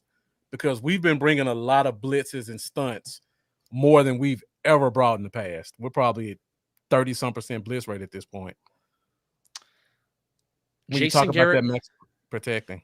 Yeah. Jason Garrett had his best game plan against the Bucs last year at home in MetLife Monday Night Football, and that is a team that is notoriously known for bringing the blitz. So in a way, I would love if you brought the blitz, because it would force Jason Garrett to kind of call things in a certain way, to be aggressive, to get the ball out of Daniel Jones's hands, letting your guys go up and make a catch and maybe a contested catch situation with Galladay. Slayton is able to do that. Slayton is very, very good against press man coverage. Yeah. I mean, you guys saw it last year where there was a couple big plays to Darius Slayton on the sideline at home against Dallas, during that away game for the Giants, at least your home game.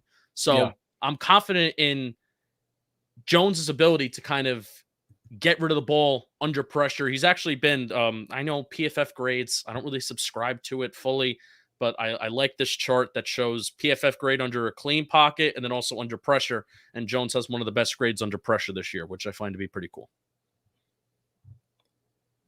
Okay. Guys, you're bringing a lot of great questions and comments. I'm trying to catch up. You're starting to talk a little bit more about receivers. We got Mendoza's talking about Colin Johnson. Colin Johnson out of Texas. Colin Johnson's been all right. He's unfortunately right now a little buried on the depth chart with Slayton and Shepard hopefully coming back.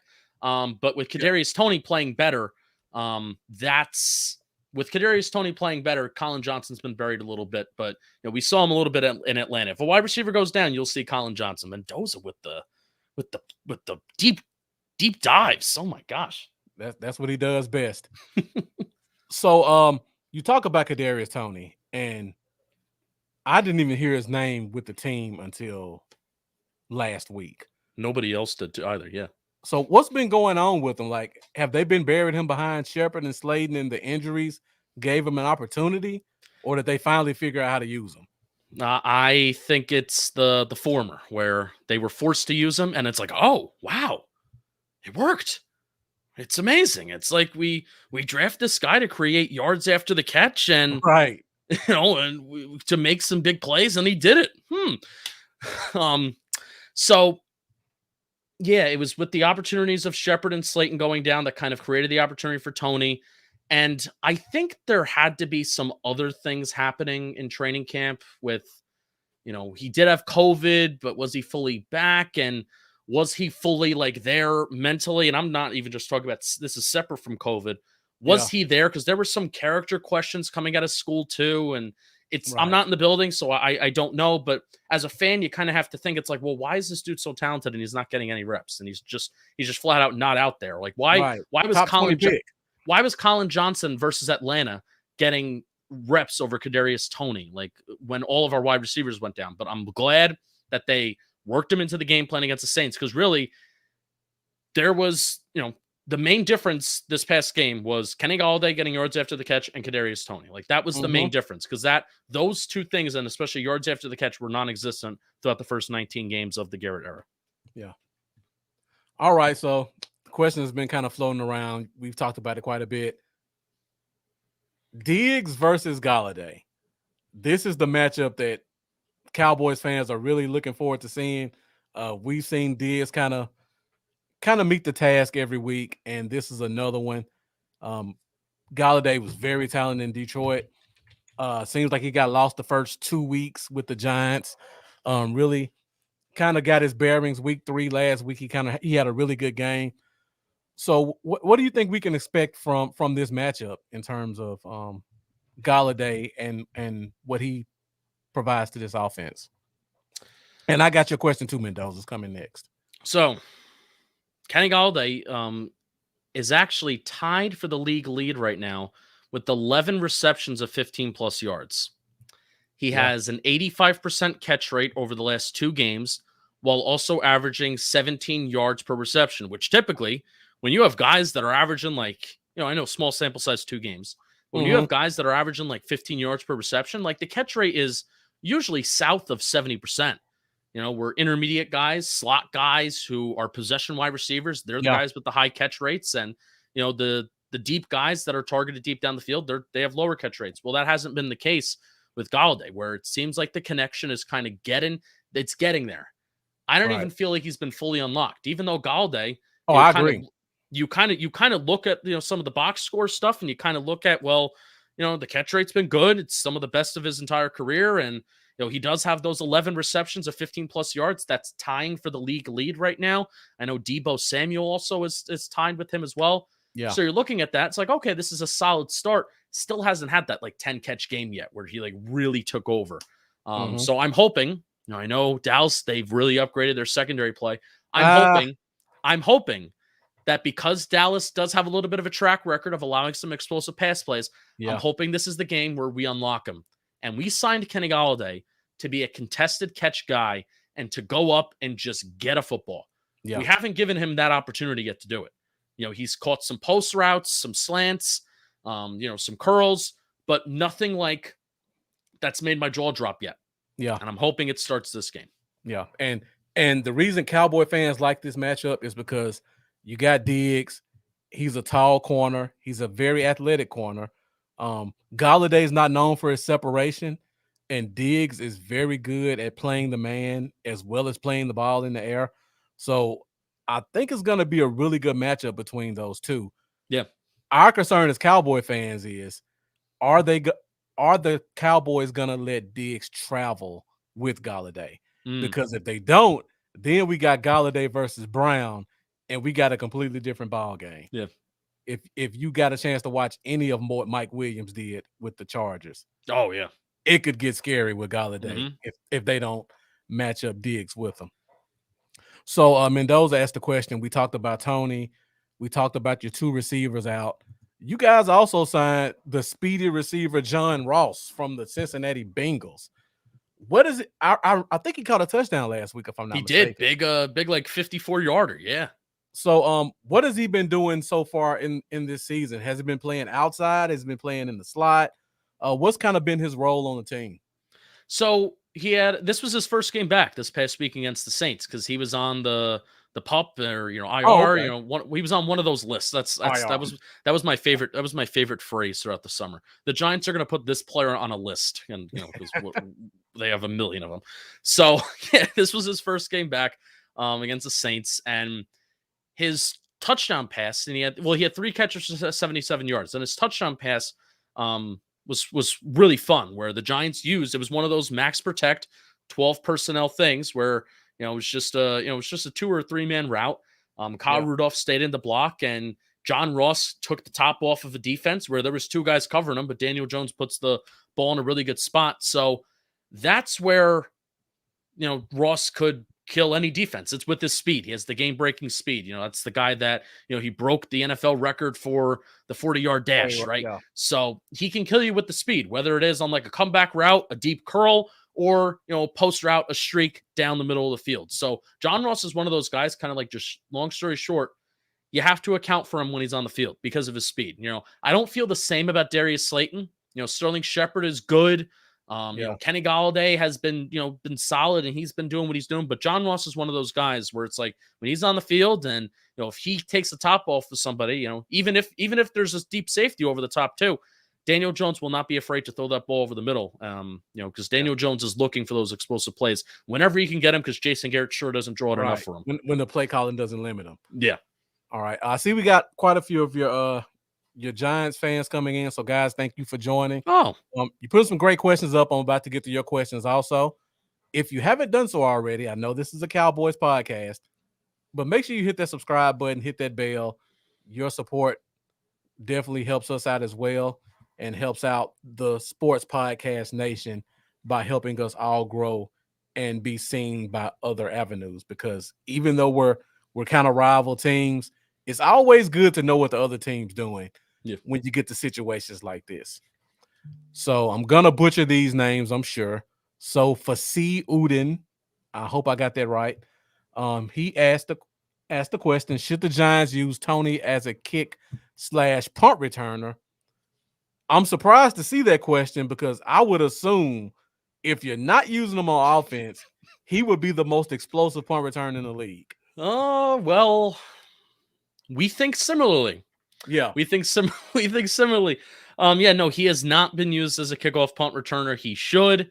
It's been CJ Board. And CJ Board, it was a full participant in practice today. He was on the injury report, so he is going to play this Sunday, and he will be the kickoff returner. And then Jabril Peppers has been the punt returner, but Jabril Peppers may not play. So I think it's going to be CJ Board doing both duties. However, I'm a fan of it, and I would like to see it if they ever want to try it. Yeah, and as you mentioned it, Mendoza brings up the name and asks the question about CJ Board. Mendoza knows the Giants better than I do. Mendoza knows every team. That's awesome. And of course, he had to bring up this name from last week, just talking about the receiver from the Panthers last week. He made a couple big plays for them. Yeah. And Jack Quartararo asked the question, and I don't even know how I didn't even bring this up yet, talking about the Giants offense. Saquon Barkley, out with the injury for a while. They kind of slow played him the first week or two. Still not involved in the run game, but he's really been active in the receiving game. So what type of impact does he need to have in this game? Yeah, look for the Giants to try and come out to, I hate this phrase because I don't think it's true. I'm a younger fan, and I like the numbers and the analytics, blah, blah, blah. I like throwing the ball. Look for the Giants to come out and try to establish the run and for it to not work. And then they're going to be forced to throw the ball. Because that's basically been the approach every single week. It's like, oh, the run's not working. Well, let's scrap it. Luckily, though, they've been scrapping it early and then they've been throwing the ball. So unlike last year where they were stubborn and they stuck with it through 3 quarters and then they panicked in the 4th quarter and, boom, boom, boom, boom, boom. We got to go. So look for the Giants to do that early. But using Saquon Barkley in the receiving game, they've done it in very simple ways too. They haven't even given him a lot of like designed plays. He did have a 52. There was two touchdowns of 52 and 54 yards last week. I get him confused, but he had a 50+ yard touchdown last week in the receiving game where he was used as a receiver, flanked out wide. It was 12 personnel, which was really, really fun. It was an empty set, 12 personnel. Kyle Rudolph, Evan Ingram are closest to the tackles. Saquon Barkley is flanked out wide as a wide receiver. And then he had John Ross and Kenny Galladay also as wide receivers. So 12 personnel are more or less a running formation, but it was an empty set out of the shotgun. And Saquon Barkley was able to run a vertical route wide open for a touchdown, yards after the catch and everything. So that was really, really fun. And so rather than that, they haven't been involving him in the receiving game in a lot of like elaborate ways. It's been checkdowns and it's been just little bubble screens. Daniel Jones kind of dropping back, boom, what just they normally toss him, just toss him, and you got 2 offensive linemen out front. So that's worked, and that's been one of the only ways where Saquon Barkley has been able to get out into space. He hasn't been the most efficient runner, but also the run blocking has not been great. So it's a combination of a lot of things, but I'm glad Barkley's getting more opportunities to get into open space because we certainly need it. Yeah. So you brought up 12 personnel. Have you guys been running 12 personnel a lot since you got this new addition, or has it been pretty much a lot of 11 like normal? Yeah. So throughout the first 3 weeks of the season, it was 22% 12 personnel. Okay. And then week 4, it was 30%. So that's almost a 10% uptick. And that's a decent amount. Running 30 personnel, running 12 personnel 30% of the time. That's a decent amount. The Giants ran it at one of the highest rates last year, partially because they didn't have the depth at the wide receiver spot like they do this year. So, but also because Garrett loves 12 personnel. Garrett loves 12 personnel, which I like 12 personnel too. When you mix up, which Garrett typically didn't do, when you mix up the looks you can give in 12 personnel, where you're flanking Evan Ingram out, even Kyle Rudolph is slow, but I guess he can do, he does some stuff good. He fell on a fumble last week. Yeehaw, it was worth it. Right. When you flank out Saquon Barkley out wide, like when you do those types of things, and maybe you go out a shotgun, you mix under center and shotgun. Like when you do that type of thing, I like 12 personnel, but it's when you're just so predictable and you just run out of it all the time. And it's when you get predictable out of it that it kind of stinks. So with Shepard and Slayton possibly coming back this week, do the Giants go back to using more or less 11 personnel? A lot of fans want to see it. But I liked what they did out of 12 personnel against a good Saints defense last week. So this is something to keep an eye on. Cowboys are looking at different personnel on their side this weekend, and depending on what the Giants do, that will impact who they line up, right? So that's going to be like a chess game that's going to be happening probably early in the game, and how they use the personnel grouping frequency throughout the game will dictate what the Cowboys do and who they line up with on the defensive side of the ball. Right, because we've been using our recent acquisition, J-Ron Curse. He's been playing a lot of man with the tight ends coming out in routes. So that's definitely going to be something we're looking at. And since we're on tight ends, who's been kind of used more in the passing game? Has it? Because it seems like Ingram's not even on the team sometimes. No, and we unfortunately learned that he's on the team when he drops a ball and causes an interception off of his hands, or he had a fumble against Atlanta, and that was his first game back. Yeah. Welcome back. Fumbled the ball. Luckily, we forced a turnover on the following drive, but Evan Ingram, Giants fans are done with Evan Ingram. Like we are so done. I'm kind of right there with them where anytime the dude touches the ball, it's a drop or it's fumble. It just hurts the team. Targeting him has hurt the team. And Kyle Rudolph has been very, very slow. Very, very slow. He hasn't even been that great of a blocker. Caden Smith is the best tight end on the team, and he's going to get like 8-9 snaps, and all of them are going to be used as a run blocker or a pass blocker. So that's where we're at with tight ends right now. Not getting a lot of contribution out of the tight ends right now. Okay. I guess this is my last question. Taking it back to the quarterback position, Daniel Jones has been a superstar in terms of PFF. Oh, yeah. And On the field, he's looked good as well. It's definitely been improvements. I'm sure he's probably cut his penalties, I mean, not his penalties, his turnovers probably at least in half so far. Yeah, I mean, the only interception that he has was an end of the half interception against the Saints last week, which a Hail Mary, I'm not counting that. And then a fumble week 1 against Denver. That's it. Mhm. That's the only turn. Really, the fumble against Denver is the only turnover that he's committed in 4 games. Yeah. So what do you think has kind of caused this change in how he's looked so far this year? Is it using his legs more because I know he's been running a lot Yeah. more, or is it just overall just confidence and comfortability in the offense? Left tackle play. Okay. That's first of all where That always helps. Daniel Jones has, even going back to his Duke days and his collegiate career, he's never had this good left tackle play. Better improved skill position players. This is the best set of skill position players that he's played with. And I do think it's comfortability in the system. I do, where this is not a great system, but Daniel Jones is comfortable in it. Where this is his second year. He had 1 year in Pat Shermer's system, and he didn't even have a full year where, his rookie year, he was getting second string reps to Eli Manning. So this is finally like his second year in a system where he is the sole starter. He's taken all those steps, and also not a COVID year. So you had a full camp this year. The continuity has helped.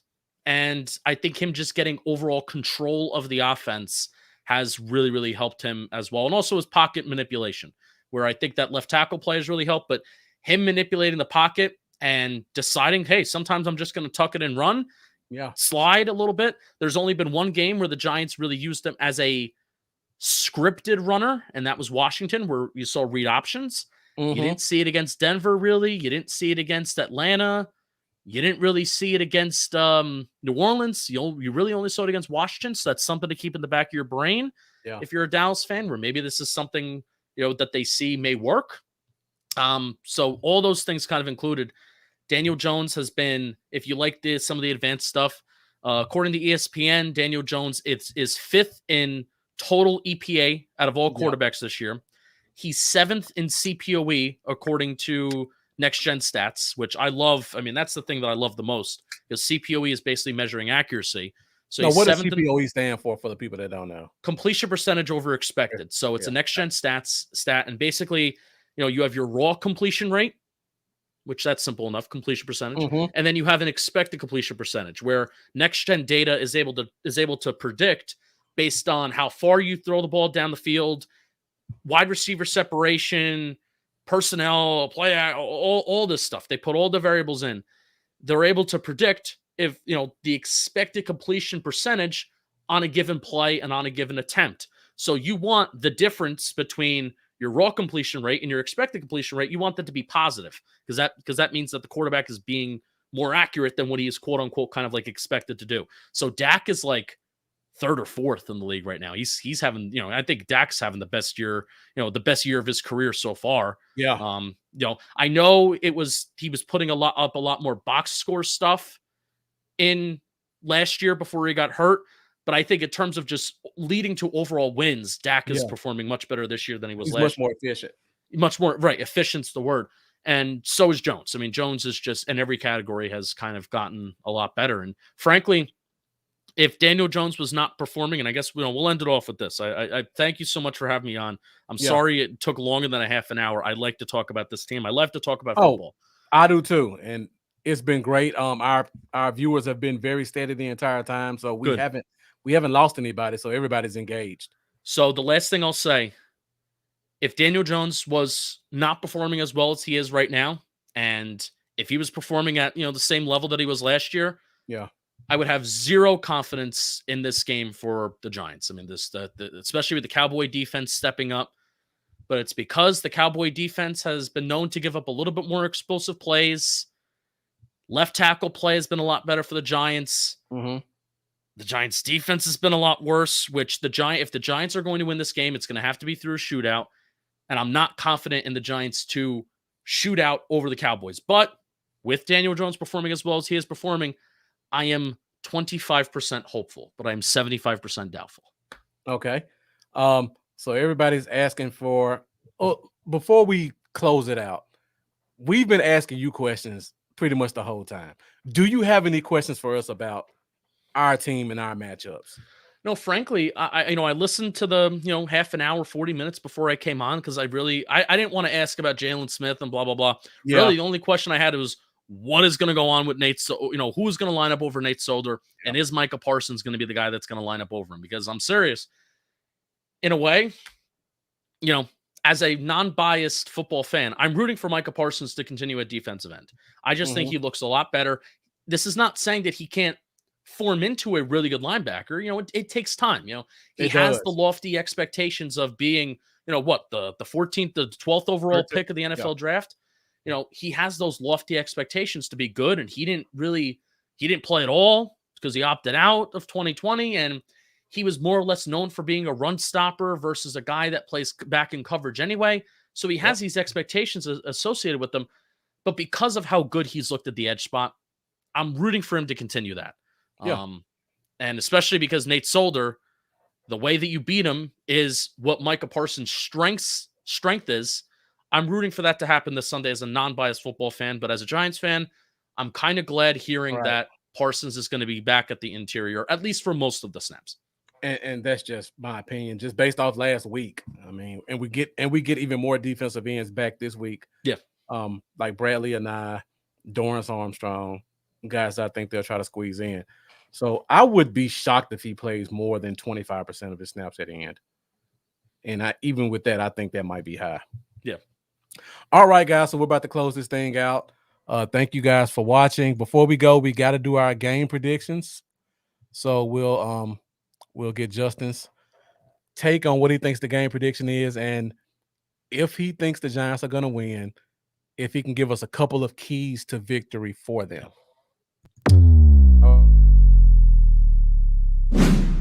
Game prediction. All right, I got to put that out there. All right, floor is yours, Justin. All right.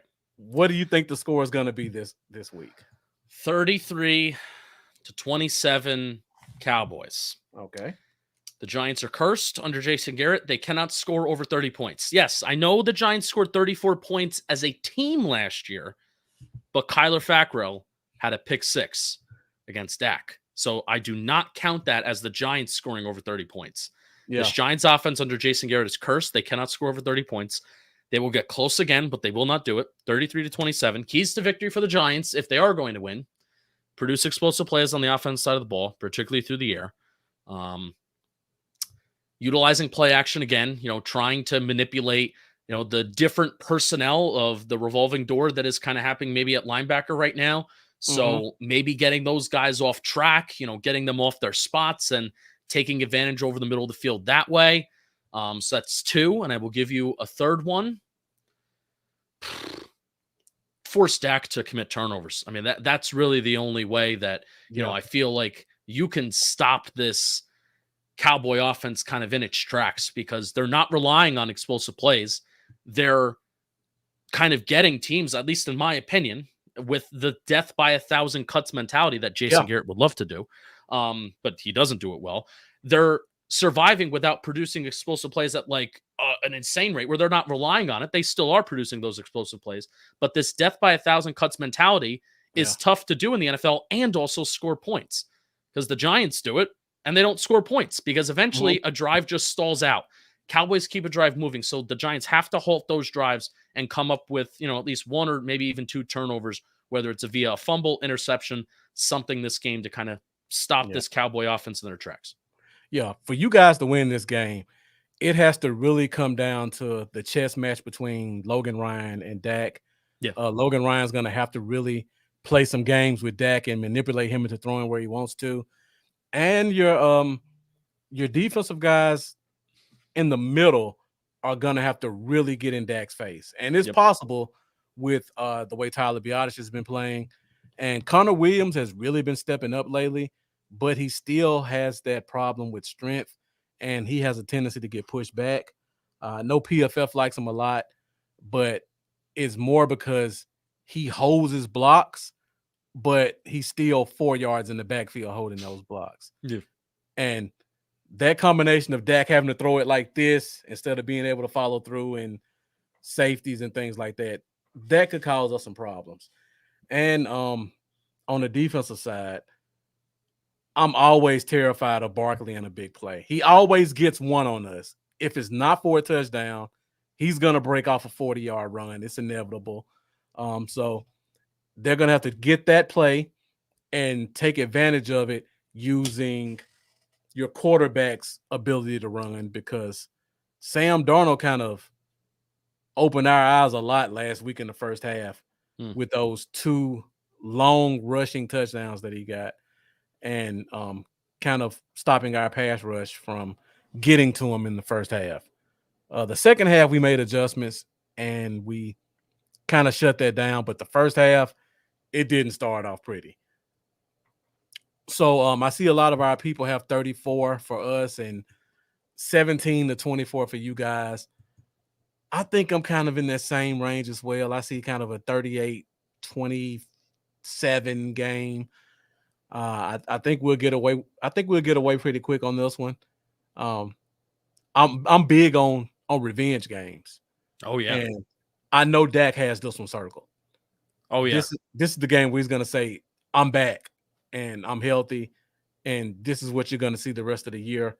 You guys aren't gonna take me out." So I'm expecting. I know you say we do death by 1,000 cuts. I'm expecting Dak to take some chances this game to just really show that he's back. That can be concerning because Dak's deep ball hasn't looked very well this year. But yeah, I noticed that during the Tampa game. Yeah, where and I know he struggled with that, like, that injury, like in here. I don't know what it's called. But the ball just doesn't seem to have the same juice like it used to. I agree. Yeah. Watching them play, it could be that injury lingering. It could be just 10 minutes with the ankle, because if you watch him play, he still looks a little shell-shocked when it comes to going outside of the pocket and taking any kind of hits. And it looks like he kind of rushes his throws a little bit, and that causes the ball to kind of just go flat because he's trying to get rid of it without stepping into it, because he's still kind of afraid of that ankle problem. Right. But I'm expecting him to kind of show he's back this week, and hopefully it works out well for us.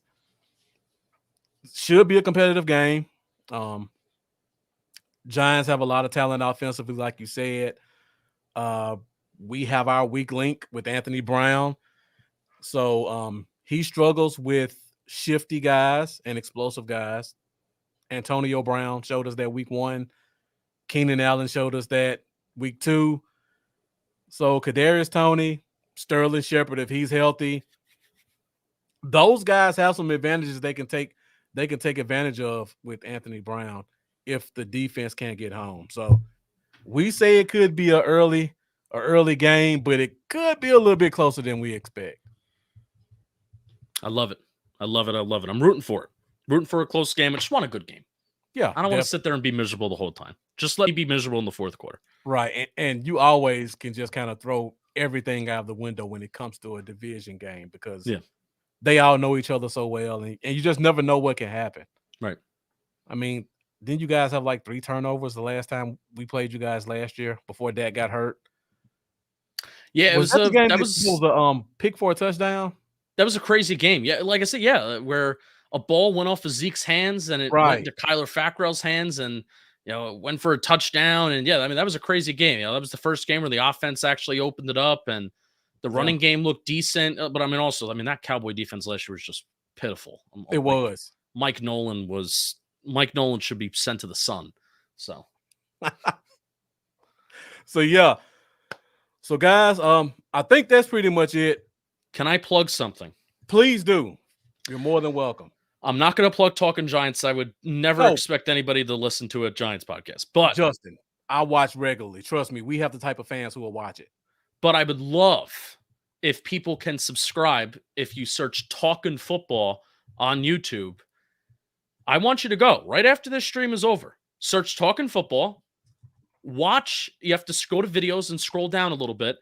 My co-host Bobby Skinner did a film breakdown of Micah Parsons versus San Diego versus Los Angeles when they played the Chargers. So he did a film breakdown where he looked at all of his reps at edge rusher and he broke them down and he talked about them. So I would love for you to go. And if you like the video, subscribe. If you don't like the video, then don't subscribe. So I would love that because that's kind of like our next step, Bobby and I's next step, because Talkin Giants is doing well. But our next step as kind of content creators is moving into the entire football world. And there's already a Cowboys video out there. And I think it's pretty well done. And I thought Bobby did a good job with it. So go subscribe and go watch it and enjoy it. So yeah, thank you so much for having me on today. He did a great job breaking down Micah Parsons in that game. That was definitely his coming out party, and he really took advantage of Storm Norton in that game. So, guys, make sure you check them out. Talking Football. Also, check out Talkin Giants.